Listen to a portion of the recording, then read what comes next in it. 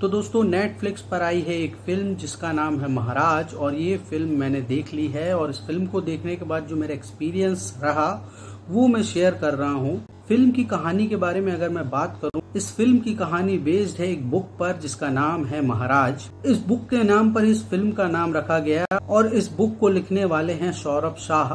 कहानी है गुजरात की और गुजरात में रहने वाले एक शख्स जिसका नाम है महाराज, जो कि वैष्णव धर्म का चोला ओढ़ के उन सारे गलत कामों को कर रहा है जिन्हें इंसान को नहीं करना चाहिए, ना ही कानूनी तौर पर और ना ही मॉरल तरीके से।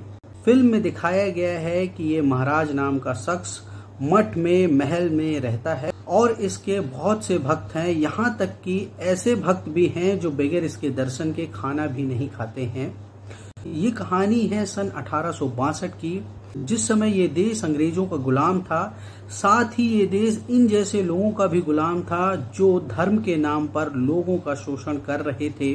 फिल्म में दिखाया गया है कि एक ओर ये महाराज नाम का शख्स जो धर्म का चोला ओढ़कर लोगों का शोषण कर रहा था, दूसरी तरफ एक शख्स करसत दास मोल जी जो समाज सेवा में लगा हुआ था और समाज को इन जैसे लोगों से बचाने की कोशिश कर रहा था। धर्म के नाम पर जो कुरीतियां चल रही थी उनको खत्म करने की कोशिश कर रहा था।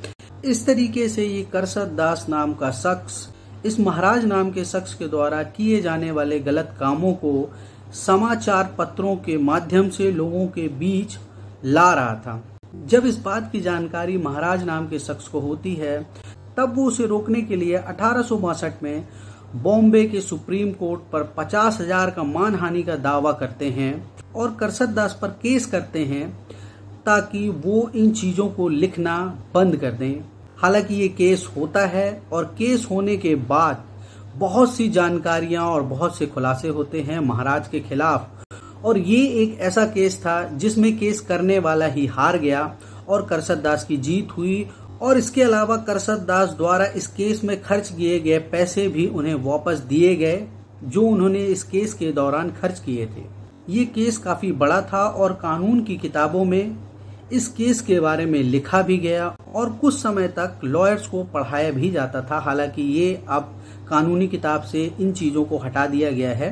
तो इस फिल्म के बारे में मैं ये नहीं कहूंगा कि ये फिल्म बहुत उम्दा है या बहुत अच्छी है और इसे आपको जरूर देखना चाहिए, क्योंकि जब मैं ये फिल्म देख रहा था तब शुरुआती तौर पर मुझे लगा कि इस फिल्म में किसी खास समाज को या किसी खास वर्ग को गलत दिखाया जा रहा है। पर जब ये पूरी की पूरी फिल्म मैंने देखी तब मुझे ये फिल्म बहुत अच्छी लगी और कुछ समझ में भी आया कि इस तरीके से अंधभक्ति जरूरी नहीं है और ये भी समझ में आया कि भक्त बनना है, अंधभक्त नहीं। तो इस फिल्म के बारे में कहूंगा कि ये एक अच्छी फिल्म है और कुछ न कुछ ज्ञान आपको इस फिल्म को देखने के बाद जरूर मिलेगा।